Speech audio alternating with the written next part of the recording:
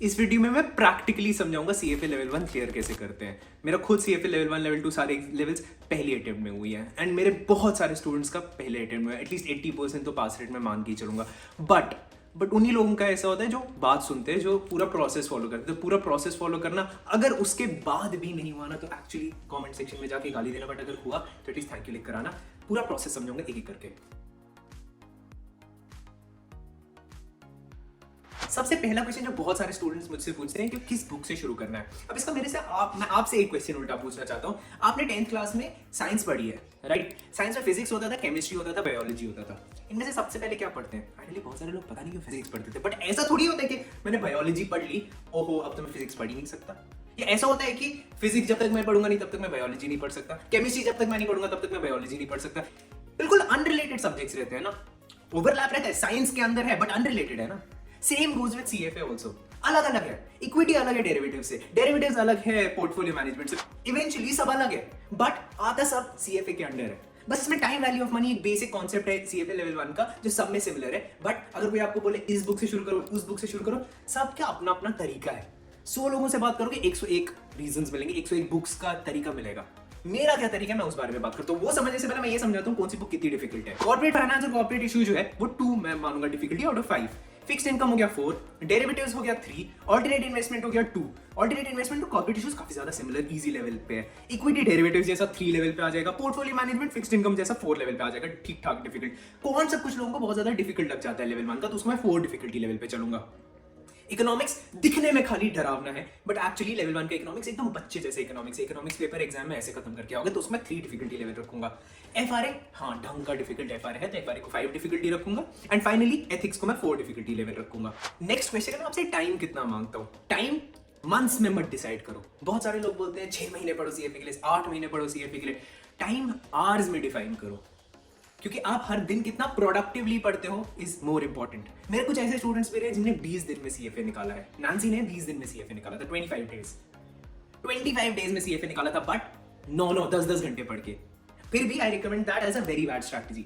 तो अगर आप 650 से 700 घंटे के लिए सीएफए के लिए पढ़ रहे हो ना, 650 से 700 घंटे, ये अब आप अपने हिसाब से कैलकुलेशन लगा लो कि मैं अगर 3 घंटे पढ़ता हूँ, 2 घंटे पढ़ता हूँ, 1 घंटे पढ़ता हूँ, कितना। बट इवेंचुअली लास्ट के महीने में I would want you guys to give 5 hours daily to CFA. मैं एक ऐसी स्ट्रैटेजी बता रहा हूँ जिसके बाद क्लियर होना ही चाहिए। अब हाँ, कोई बंदा बोलेगा मैंने तो 1 घंटे में करके कर लिया। अरे यार, एक ऐसी स्ट्रैटेजी जो सबके लिए फिट हो एंड 5 घंटे एंड पे देना जरूरी है बिकॉज क्वेश्चंस करने हैं। अब ढंग से 650 घंटे पढ़ लिया ना तो सीएफए का मतलब बाप भी निकल जाएगा। बट किस बुक से शुरू करूंगा? अब अगर ये अभी भी क्वेश्चन है ना, तो सबसे पहली वो बुक उठाओ जिससे आपको कॉन्फिडेंस बूस्ट हो। तो जो मैंने 2 कैटेगरी में रखी है, 2 बुक्स है, कॉर्पोरेट इश्यूज है और ऑल्टरनेट इन्वेस्टमेंट है। इन दोनों में से आप कोई भी बुक उठा सकते हो, आपकी मर्जी। आपको कॉर्पोरेट इश्यूज उठाना है या फिर ऑल्टरनेट इन्वेस्टमेंट उठाना है। इससे क्या होगा, आपका कॉन्फिडेंस बिल्ड होगा। चलो, अगर आपका यहाँ पे कॉन्फिडेंस बिल्ड हो गया तो आप 3 लेवल की कोई भी बुक उठा लो, आपकी मर्जी है। आप कोई भी 3 लेवल की बुक उठा सकते हो। अगर आपको ये भी मजा आ रहा है तो जाके 4 लेवल की बुक उठाओ एंड फाइनली एफआरए उठाओ। अब बहुत सारे लोग एफआरए से शुरू करते हैं। यार, अपने आप को अगर स्टार्ट में ही डिमोटिवेट कर दोगे तो कैसे चलने वाला है? स्टार्ट में अपने आप को पंप तो दो, मोटिवेशन दो तो कि मजा आ रहा है। तो इसलिए 2 लेवल की बुक उठाओ, फिर 3 लेवल की बुक उठाओ एंड फिर 4 लेवल की एंड इवेंचुअली 5 लेवल की बुक उठाओ।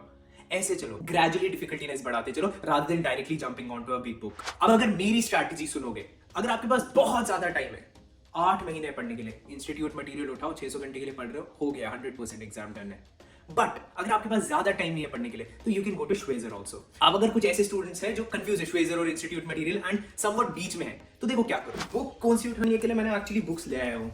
ये आपका हो गया इंस्टीट्यूट मटेरियल एंड ये आपका हो गया श्वेजर। तुम ऐसे डिफरेंस समझो। I am trying to keep them एक सेम जगह पे, बट ये वाला फाइल 2.5 गुना बड़ा है इस वाले फाइल से, और कितना भारी है मैं समझा नहीं सकता। 800 पेजेस है इसमें, ये 2 से 2.5 गुना फाइल बड़ा है। क्यों? क्योंकि ये बहुत ज्यादा डेप्थ में चला जाता है, इतनी ज्यादा, एक छोटे छोटे कॉन्सेप्ट को बहुत ज्यादा डेप्थ में ले जाता है। इसका मैं कोई भी कॉन्सेप्ट उठा के लूंगा ना, ये कोई भी कॉन्सेप्ट को ज्यादा डेप्थ में नहीं ले जाएगा। अब अगर इसी का मैं कोई कॉन्सेप्ट उठा के लेके चलूंगा, पहले तो पेजेस देख लो इसमें कितने हैं। 700 पेज की इसमें, हर एक बुक 700 से 800 पेज की है। इसमें कितने पेज की है? 180 पेज में पूरी बुक खत्म हो जाती है। 180 versus 700-800, that is the difference between भाई बहुत भारी है institute material and Schweser. FRA, fixed income, quants और इकोनॉमिक्स के लिए आप श्वेजर उठाओ। एफआरए के लिए तो आई रेकमेंड श्वेजर उठाओ बिकॉज एफआरए में डेप्थ में जाओगे, एकदम दलदल है, अंदर ही चलते जाओगे। मतलब 2 महीने 3 महीने भी जा सकते हैं सिर्फ एफआरए करने में। तो ये 4 सब्जेक्ट्स के लिए आई वुड रेकमेंड आप इंस्टीट्यूट मटेरियल छोड़ दो, श्वेजर की तरफ जाओ। बाकी अगर आपके पास टाइम है तो श्वेजर करो, बट ऐसा कोई भी अगर बोले कि अगर आप श्वेजर करोगे तो नहीं होने वाला, बिल्कुल गलत है। कोई भी बोलेगा आप खाली इंस्टीट्यूट मटेरियल करो, बिल्कुल गलत है। आपकी मर्जी है आप क्या करना चाहते हो। नेक्स्ट पार्ट है, अब लेट्स सपोज किसी एक स्टूडेंट ने डिसाइड कर लिया कि श्वेजर से पढ़ाई करूंगा। तुम लोगों को नोट्स बनाने, नोट्स की इंपॉर्टेंस मैंने वीडियोस में बता दिया कि क्या डिफरेंट कलर के पेन यूज करनी है। एंड उस वीडियो में मेरे को अपने लेवल 1 के नोट्स नहीं मिल रहे थे, मेरे लेवल 1 के नोट्स रहे। देखो 3 कलर इसमें भी यूज हो रहे हैं, ये सारे लेवल 1 के नोट्स है। एंड ये मेरा लेवल 2 के नोट्स है, इसमें भी 3 कलर यूज हो रहे हैं। अब लेट्स सपोज किसी एक बंदे ने डिसाइड कर लिया कि मेरे को पढ़ाई करनी है। लेवल 1 के वो पूरा वीडियो भी मैं डाल दूंगा, you can watch that at the end of this video. अब पढ़ाई कैसे करनी है, लेट्स सपोज ये कोई भी चैप्टर है, time value, time series analysis. अब मैं अपनी नोट्स में भी टाइम सीरीज एनालिसिस साथ में खोल देता हूँ ताकि तुम लोगों को एक प्रैक्टिकली समझा सकूं कि भाई पढ़ाई कैसे करनी है, क्योंकि बहुत सारे लोगों को यही नहीं पता कि पढ़ाई कैसे करते हैं। टाइम सीरीज एनालिसिस, तो ये वाला टाइम सीरीज एनालिसिस का है, ये वाला टाइम सीरीज एनालिसिस का है। पढ़ाई कैसे करनी है, तुम ये पेज पढ़ोगे, जो तुम्हें इस पेज में से जूस मिलेगा वो यहाँ लिखोगे। अभी मैं देख रहा हूँ इस पूरे पेज में कुछ जूस नहीं है, तो इस मेरी नोटबुक पे कुछ नहीं आया। नेक्स्ट पेज पे चले जाओ। नेक्स्ट पेज पे ये वाली फॉर्मूला मुझे लॉग लीनियर मॉडल की लग रही है इंपॉर्टेंट, तो लॉग लीनियर फॉर्मूला यहाँ पे लिखी हुई है। क्या मुझे ये वाली बुक फिर से कभी पढ़ने की जरूरत है? एक्चुअली कभी पढ़ने की जरूरत ही नहीं, एक बार पढ़ लिया ना काफी, बिकॉज मेरे पास फिर मेरे ऐसे नोट्स बन जाएंगे जिसमें सब इंपॉर्टेंट पॉइंट्स लिखे हैं। अब तुम लोगों ने ऐसे अपने नोट्स बना लिए, इस पेज पे मुझे ये वाली फॉर्मूला अगर इंपॉर्टेंट लगेगी तो मैं यहाँ पे ड्रॉ कर दूंगा। लॉग लीनियर ट्रेंड मॉडल्स बना दिए, यहाँ पे ये ग्राफ्स इंपॉर्टेंट है तो ये वाले बना दिए ग्राफ्स। तो ऐसे मैंने अपना पूरा ये कंप्लीट कर लिया चैप्टर। सिमिलरली यहाँ पे भी मैंने वो अपना चैप्टर पूरा कंप्लीट कर लिया। अब ये चैप्टर कंप्लीट हुआ, नेक्स्ट क्या करना है? नेक्स्ट मेरे को एंड पे जाना है एंड ये क्वेश्चन सॉल्व करना है। मैं श्वेजर से पढ़ रहा हूँ, मैंने ये क्वेश्चन सॉल्व किया ना, बुक बंद की, एंड नेक्स्ट चीज मैं करूंगा अपना इंस्टीट्यूट मटेरियल लाऊंगा। ये इंस्टीट्यूट मटेरियल लाऊंगा। इंस्टीट्यूट मटेरियल के चैप्टर 2 में जाऊंगा एंड इंस्टीट्यूट मटेरियल के इसी चैप्टर टाइम सीरीज के चैप्टर के एंड के क्वेश्चंस करूंगा। 20 से 40 क्वेश्चंस रहेंगे, करने जरूरी है। ये नहीं किया तो तुम लोगों को ये नहीं समझ आएगा कि जो तुमने पढ़ा है वो तुम्हें अच्छे से समझ आया है या नहीं आया। पढ़ने का तरीका समझो। First you read from the book, watch videos, done with that make notes, done with that then do end of chapter questions, very important end of chapter question। next point है क्लासेस लेनी चाहिए या नहीं लेनी चाहिए। मैं खुद classes देता हूं तो मैं 100% बायस्ड हूं कि क्लासेस लेनी चाहिए। मैं बताऊंगा क्लासेस से बेनिफिट क्या क्या मिलता है। कोई भी डिफिकल्ट कॉन्सेप्ट है समझ नहीं आ रहा है तो वीडियोस देख सकते हो। अगर आपके साथ कोई और बंदा भी दे रहा है एग्जाम तो आप उनसे क्वेश्चंस पूछ सकते हो, एक पूरा ग्रुप बना सकते हो, क्योंकि वो लोग भी सीरियसली एग्जाम दे रहे हैं, आप भी सीरियसली एग्जाम दे रहे हो। अब क्या ऐसा है कि अगर आप क्लासेस नहीं लोगे एग्जाम नहीं होगा। बहुत सारे ऐसे बच्चों को जानते हो जिन्हें क्लास नहीं ली उसका उनका एग्जाम हो गया। बहुत सारे ऐसे बच्चों को जानते हो जो हमारी क्लासेस ज्वाइन करते हैं, 2 बारी नहीं क्लियर करने के बाद एंड बोलते हैं सर मेरे को नई दुनिया दिख रही है। तो ऐसा होता है, दोनों केसेस पॉसिबल हैं। बट क्लासेस से एक चीज हो जाती है, आपकी स्ट्रीमलाइन हो जाती है प्रोसेस। उस एक बंदे से क्वेश्चंस पूछ सकते हो जिसने एटलीस्ट 200-300 बच्चों की हेल्प की होगी या 200-300 बच्चों की करंटली हेल्प कर रहा होगा और उसको पूरा पेन पॉइंट पता होता है कि यहाँ पे पॉइंट आने वाला है, यहाँ पे पेन पॉइंट आने वाला है। जैसे अभी अगर मुझसे पूछोगे, मुझे पता है कि पॉइंट्स में आपको पेन पॉइंट आने वाला है, बट कहाँ पे आपको पेन पॉइंट नहीं आने वाला है? पोर्टफोलियो मैनेजमेंट में। आपको लग रहा होगा पोर्टफोलियो मैनेजमेंट अच्छा है, एंड पे पोर्टफोलियो मैनेजमेंट मार्क्स गिरेंगे, क्योंकि मैंने देखा है मेरे सामने सब स्टूडेंट्स के पोर्टफोलियो मैनेजमेंट में मार्क्स गिरते हैं, क्योंकि वो फोकस क्वांट्स पे लेके जाते हैं लीनियर रिग्रेशन में। 2 क्वेश्चंस आने वाले लीनियर रिग्रेशन में, मार्क्स कहां गवा कर आते हैं? पोर्टफोलियो मैनेजमेंट की। तो एक टीचर को ये पता होता है, ट्रिक्स पता होती है। जैसे एथिक्स की, give you the trick of ethics यहीं पे। सीएफए के अपने वीडियोस आते हैं, सीएफए पोर्टल अपने वीडियोस डालता है। मेरे वीडियोस भी नहीं करना सीएफए के लिए, वो वीडियोस करके आना। वो वीडियोस करोगे आपका सबसे इन जनरल 3 क्वेश्चन ज्यादा क्लियर होने वाले हैं। वो वीडियोस कर ली, उसके बाद फिर आपने मैं एक अलग से सीएफए एथिक्स की क्लास लेता हूँ जहाँ पे मैं टफ सीएफए एथिक्स के क्वेश्चंस आपको पोज करता हूँ, वो उनकी एक्सप्लेनेशन समझाता हूँ। वो क्वेश्चंस अगर कर लिए उसके बाद मिनिमम 5 मार्क्स आपके सीएफए में एथिक्स में ज्यादा आने वाले हैं। मेरे सीएफए एथिक्स के बहुत सारे बच्चों के 100 भी आए, मेरे से ऊपर, मेरे 90 मुझे लग रहा था, उनके 100 आए, क्योंकि वो एकदम फट के चला जाता है ऊपर, वैसे दिखता है। तो सीएफए एथिक्स ऐसे करना होता है। अब ये आपको कोई और भी बता सकता है, बट ये सारे हर एक बुक का एक एक अलग अलग करने का तरीका है। कैलकुलेटर की ट्रिक्स हर एक के अलग अलग करने के तरीके, तो यहाँ पे बस हेल्प हो जाता है एक ट्यूशन। ऑल्सो हाँ, अगर आपको मेरी क्लासेस के बारे में जानना है तो एक डिस्क्रिप्शन में फॉर्म है, वो फॉर्म फिल करो, एक काउंसलिंग कॉल आ जाएगा, उससे आपको समझ आ जाएगा कि मेरी क्लासेस आपके लिए बेनिफिशियल है या नहीं है। अब ये समझ आ गया, इसके आगे तुम लोग फोकस करो क्वेश्चंस करने पे। क्वेश्चंस कौन से करने हैं? जो सीएफए की वेबसाइट है, इंस्टीट्यूट के क्वेश्चंस तुम लोगों को सॉल्व करने हैं। अब क्वेश्चन सॉल्व कैसे करने हैं?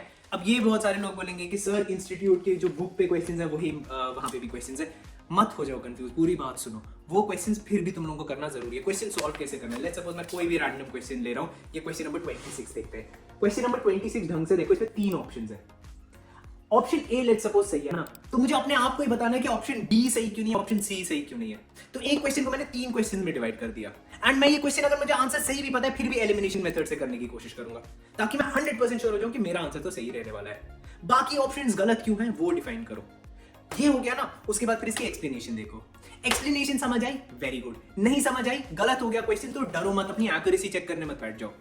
बुक के पीछे जाओ एंड लिखो कि मेरा ये कॉन्सेप्ट गलत हो गया, बस और कुछ नहीं करना। मेरा ये कॉन्सेप्ट गलत हो गया, टाइम सीरीज गलत हो गया, टाइम सीरीज में XYZ टॉपिक था, सब टॉपिक था, ये गलत हो गया। एंड ऐसे करते जाओ क्वेश्चंस, करते जाओ क्वेश्चंस, करते जाओ क्वेश्चंस। कितने क्वेश्चंस करने हैं? 1000 क्वेश्चंस करने हैं।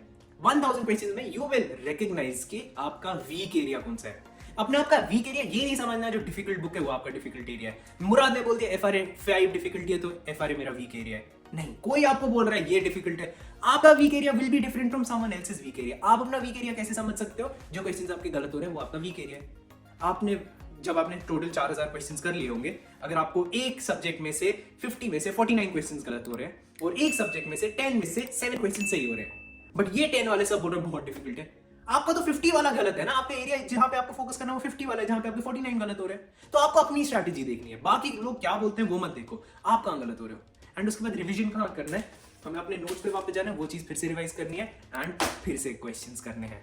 फाइनली क्या करना है? मॉक्स देना है। अब ये मॉक्स क्वेश्चंस कैसे करना है वो मैंने एक जनरल आइडिया दे रखा है कि आपको जनरली क्वेश्चंस जनरली हर एक एग्जाम को कैसे अप्रोच करना चाहिए। That video is here and form भर देना if you want to get a counselling call from my team. And या ये वाला video is also very good.